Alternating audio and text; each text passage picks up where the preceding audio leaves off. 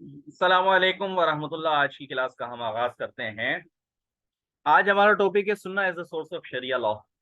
अच्छा, अगर आपने sources of sharia chapter number 2 history and the importance of holy Quran वाले चैप्टर में पढ़ा होगा तो फिर तो आपको sunnah as a source of sharia law समझने में बड़ी आसानी होगी। मैं इस वीडियो के डिस्क्रिप्शन में उस क्लास का लिंक भी डाल दूंगा, ताकि अगर आपने वो क्लास अटेंड नहीं करी तो पहले आप वो क्लास अटेंड कर लीजिए, ताकि आपको समझ में आ जाए कि सोर्सेज ऑफ शरिया होते क्या हैं। ठीक है। तो मैं सोर्सेज ऑफ शरिया पे ज्यादा तफसील में नहीं जाऊंगा। मैं बस सेकंड सोर्स ऑफ शरिया यानी कि सेकंड प्राइमरी सोर्स ऑफ शरिया सुन्ना डायरेक्ट टॉपिक के ऊपर आऊंगा। आप लिंक देख लीजिए। आपको क्योंकि वीडियो बहुत लंबी हो जाएगी अगर मैं सोर्सेज ऑफ शरिया को एक्सप्लेन करने बैठ जाऊं। अच्छा, तो सबसे पहले इसके अंदर सुन्ना की डेफिनेशन लिखी हुई है। इससे पहले आपने हदीस की डेफिनेशन पढ़ी थी। हदीस जो था वो ये थी कि किसी आप सल्लल्लाहु अलैहि वसल्लम की किसी भी कोई बात या कोई भी एक्शन या फिर आप सल्लल्लाहु अलैहि वसल्लम का साइलेंट अप्रूवल जो है वो हदीस कहलाता है। लेकिन सुन्ना क्या है? सुन्ना इज अ वे, सुन्ना इज अ ट्रैक। के सुन्ना का जो लिटरल मीनिंग है वो ये है कि which people regularly and habitually follow, जिसे लोग फॉलो कर सकें। शरिया लॉ के हिसाब से अगर सुन्ना की बात की जाए तो सुन्ना क्या चीज है? सुन्ना signifies all sayings, actions and silence of Holy Prophet sallallahu alaihi wasallam। अच्छा, अब दूसरी तरफ देखते हैं तो लफ्ज हदीस, ये हदीस जो वर्ड है हदीस, ये भी सेम मीनिंग के अंदर आता है। लेकिन अगर मजीद गहराई में जाएं तो हदीस से मुराद सिर्फ आप सल्लल्लाहु अलैहि वसल्लम की सेइंग्स होती है। आप सल्लल्लाहु अलैहि वसल्लम के फरमान इरशादात होते हैं। अच्छा, साइलेंस अप्रूवल क्या होती है? इसकी डेफिनेशन भी नीचे लिखी हुई है। Silence means that when someone perform an action, किसी ने कोई एक्शन किया आप सल्लल्लाहु अलैहि वसल्लम के सामने, या फिर आप सल्लल्लाहु अलैहि वसल्लम को किसी सहाबी के या किसी बंदे के किसी अमल की एक्शन की खबर दी, लेकिन आप सल्लल्लाहु अलैहि वसल्लम आगे से खामोश रहे, कुछ भी बात नहीं इरशाद फरमाई, मना नहीं फरमाया। तो लिहाजा तो आप सल्लल्लाहु अलैहि वसल्लम का ये खामोश रहना इस बात की अलामत है कि जो काम हुआ है वो काम ठीक है। तो लिहाजा साइलेंट अप्रूवल भी जो है सुन्ना होती है। अच्छा, अब सुन्ना अकॉर्डिंग टू शरिया लॉ क्या है, अब इसके बारे में शुरू हो गया सुन्ना। What is sunnah as a source of sharia law? As a source of sharia law सुन्ना जो है एक शरिया का लॉ है। फर्स्ट प्राइमरी सोर्स तो कुरान है, सेकंड प्राइमरी सोर्स जो है ये सुन्ना है। और कुरान पाक ने खुद इस चीज को कंफर्म किया है कि सुन्ना जो है शरिया का लॉ है, कानून है। और हमें ये आप सल्लल्लाहु अलैहि वसल्लम ने फरमाया, और ये सारी की सारी बात जो है रेवलेशन के बेस पर है। क्या रेवलेशन थी? कि he did not follow his desires and wishes. अच्छा, कुरान पाक में क्या आया है? He does not speak of his own desire, it is a self revelation sent down to him.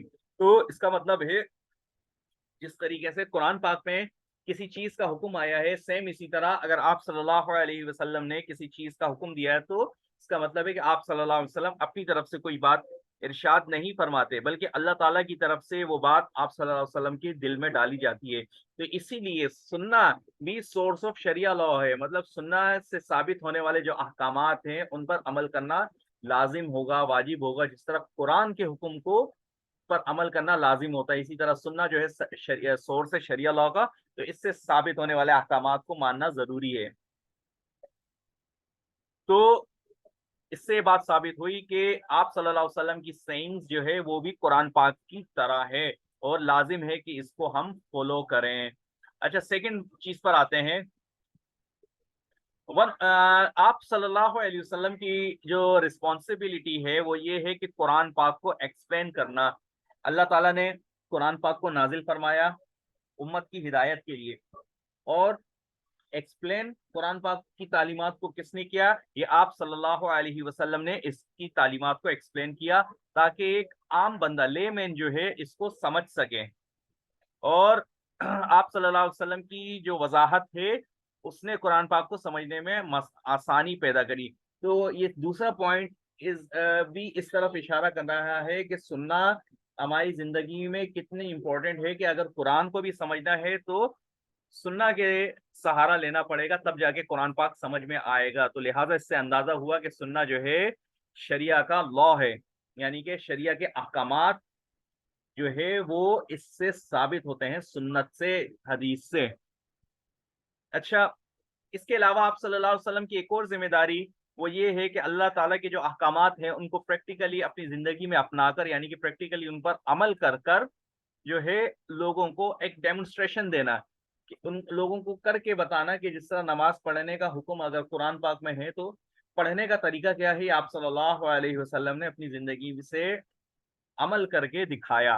अल्लाह ताला क्या फरमाते हैं, we have revealed unto remembrance that you may explain to mankind which has been revealed to them, कि हमने आप पर जो है कुरान को नाजिल किया, रिमेम्बरेंस को नाजिल किया, ताकि आप जो है लोगों को एक्सप्लेन कर सकें।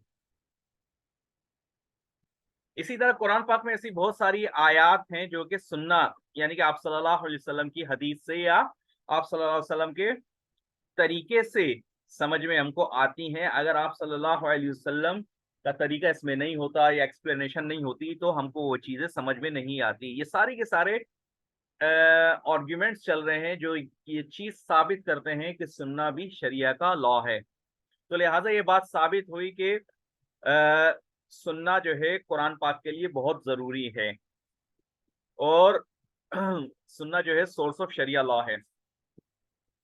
इसी तरह कुरान पाक के अंदर बहुत सारे मकामात पर आयात नाजिल हुई हैं जो कि ये कह रही हैं कि हम सुन्नत को फॉलो करें, आप सल्लल्लाहु अलैहि वसल्लम के तरीके से चलें। तो इससे कुरान से भी ये बात सबूत के तौर पे हमको मिलता है कि आप सल्लल्लाहु अलैहि वसल्लम के तरीके को फॉलो करना हमारे ऊपर लाजिम है।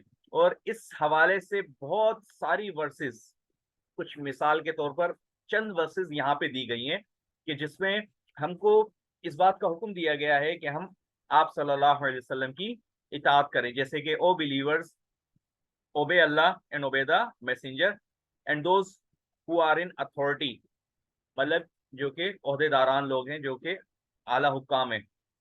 whosoever obeys the messenger obeys Allah, ठीक है।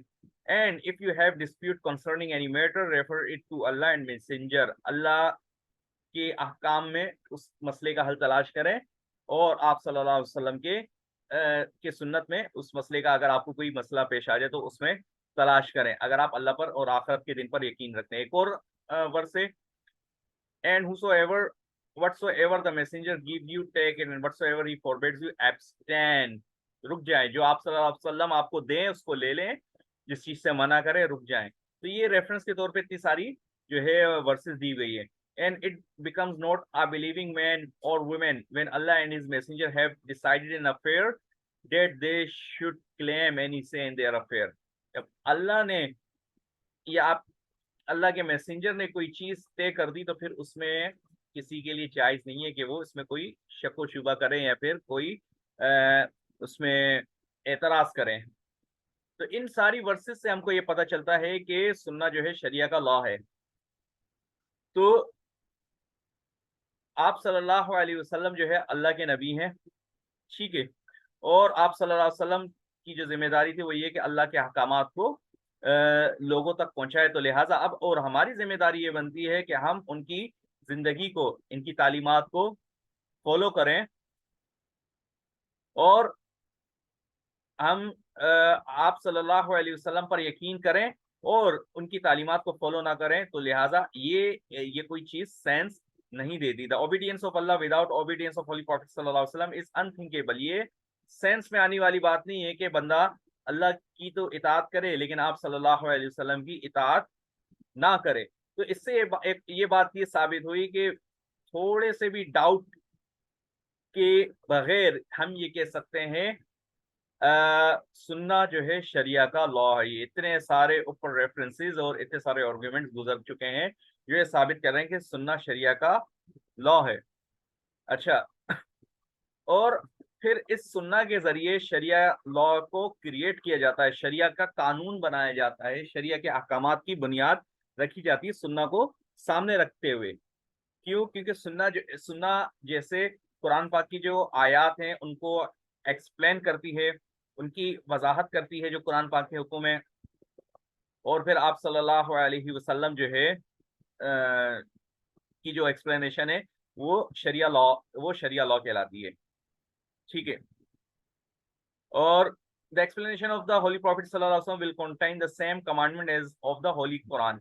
अब जैसे कुरान के अंदर किसी काम को करने का हुक्म दिया गया है, तो आप सल्लल्लाहु अलैहि वसल्लम की जो हदीस उस कुरान पाक की आयत से मुताल्लिक होगी, यानी कि आप सल्लल्लाहु अलैहि वसल्लम की वो हदीस जो कि उस आयत की वजाहत कर रही होगी, तो जो हुक्म उस आयत में होगा वही हुक्म आप सल्लल्लाहु अलैहि वसल्लम की हदीस के अंदर भी होगा।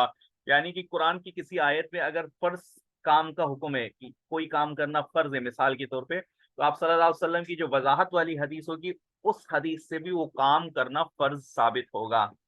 दूसरी वर्डिंग्स में ये कह सकते हैं कि if the verse contains an obligation, the explanation or the illustration of the holy prophet sallallahu alaihi wasallam will be obligation। यानी कि अगर किसी वर्स में ऑब्लिगेशन किसी वाजिब काम का हुक्म है तो एक्सप्लेनेशन में भी वाजिब ही का हुक्म निकलेगा।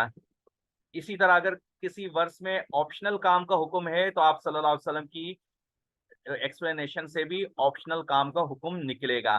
मिसाल के तौर पे अल्लाह ताला ने कुरान पाक में फरमाया स्टैब्लिश प्रेयर, नमाज कायम करो, कि अकीमुस सलात, तो ये एक हुक्म है जो कि फर्ज के दर्जे में है। तो आप सल्लल्लाहु अलैहि वसल्लम ने इस चीज की वजाहत करी, तरीका सिखाया कि establish prayer as you see me offering. अब देखिए इससे एक और चीज ये भी पता चली कि कुरान पाक को बंदा अगर फॉलो करे लेकिन आप सल्लल्लाहु अलैहि वसल्लम की तरीके को फॉलो ना करे, तो कुरान की वजाहत की ही आप सल्लल्लाहु अलैहि वसल्लम ने अपने तरीके से है, अपने अहकामात से है। क्योंकि कुरान में तो नमाज पढ़ने का हुक्म है, लेकिन किस तरीके से पढ़नी है ये तरीका आप सल्लल्लाहु अलैहि वसल्लम ने सिखाया। क्या फरमाते हैं आप सल्लल्लाहु अलैहि वसल्लम?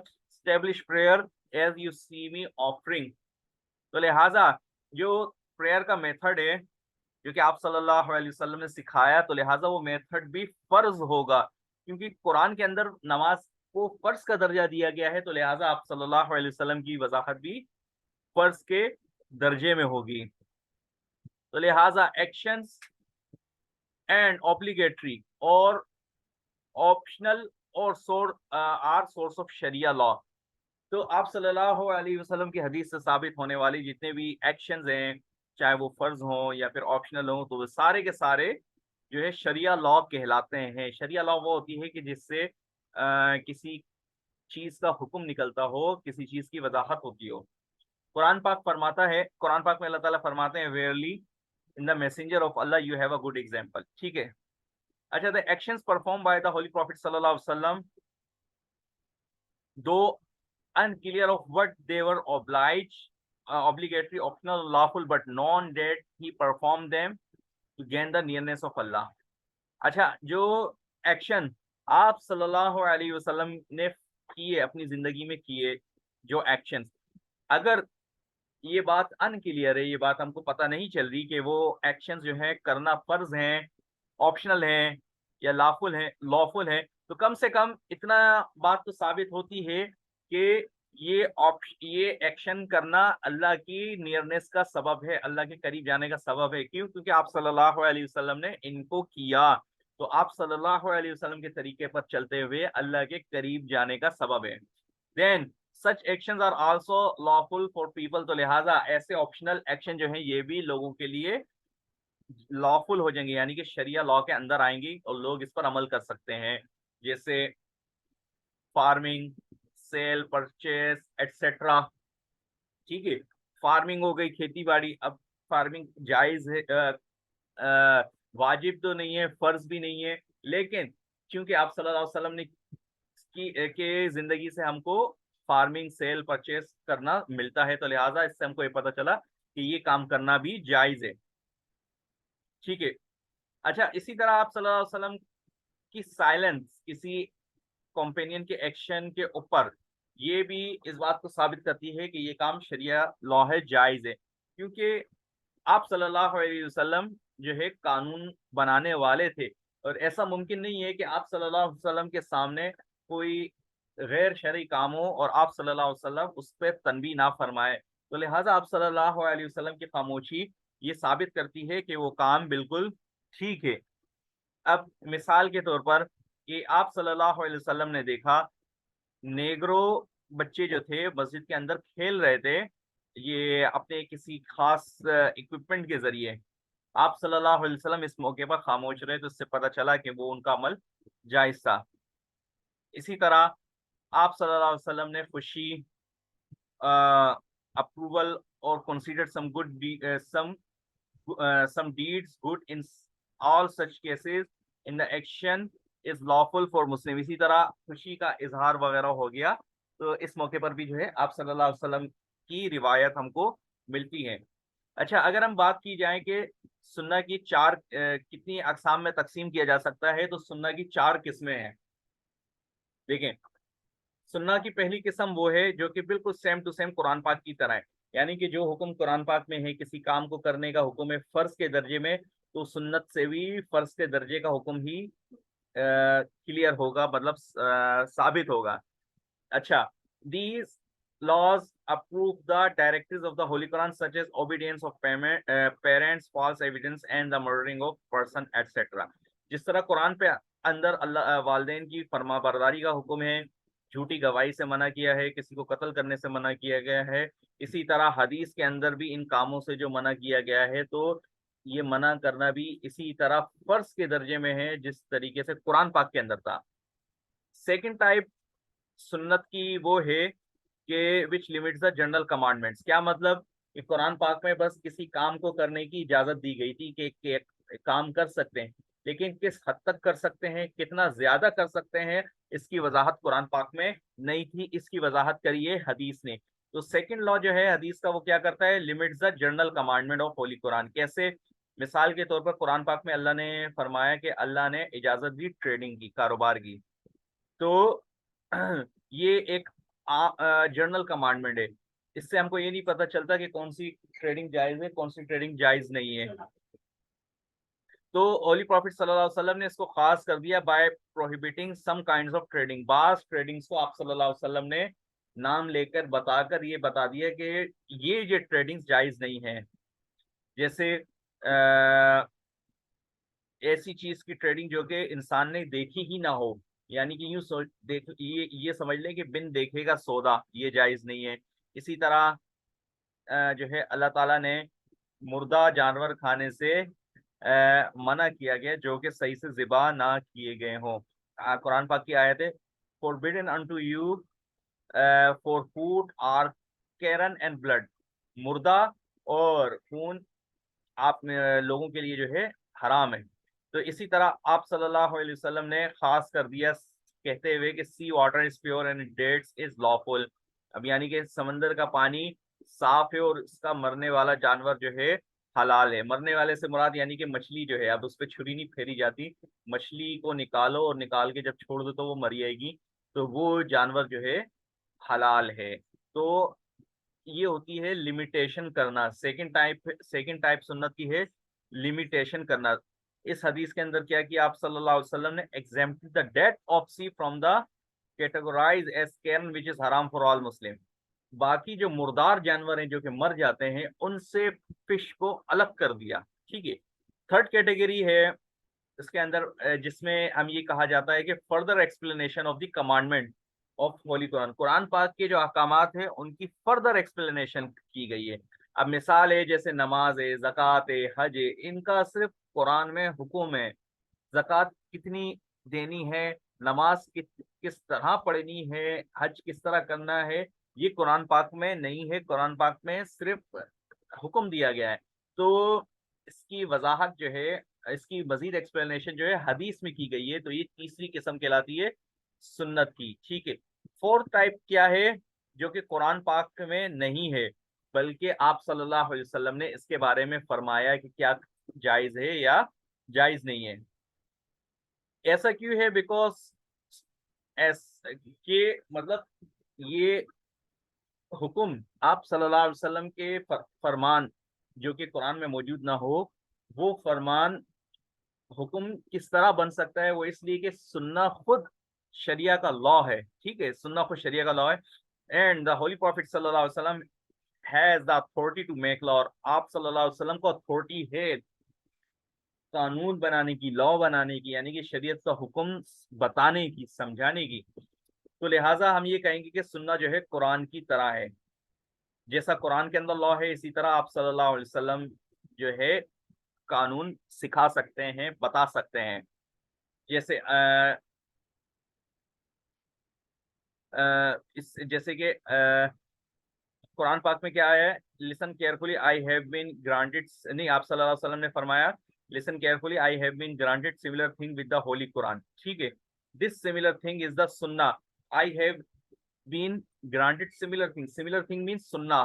ठीक है, आप सल्लल्लाहु अलैहि वसल्लम ने जैसे कि फरमाया कि गोश्त गधे का खाना जायज नहीं है, इसी तरह आप सल्लल्लाहु अलैहि वसल्लम ने वो जानवर जो कि दरिंदे होते हैं, जिनके दांत बाहर निकले हुए होते हैं, और परिंदे पंजों वाले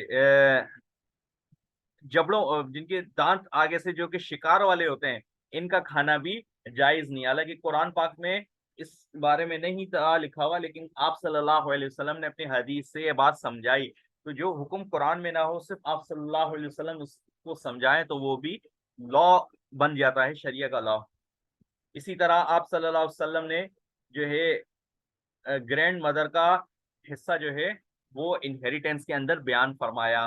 तो लिहाजा इससे बात ये पता चलती, ये चीज साबित होती है कि सुन्ना भी second authentic source of sharia law है। अगर हम कोई हुक्म कुरान पाक में नहीं पाते, या कोई हुक्म हमको नहीं मिलता, तो हमको चाहिए कि हम सुन्ना की तरफ जाएं।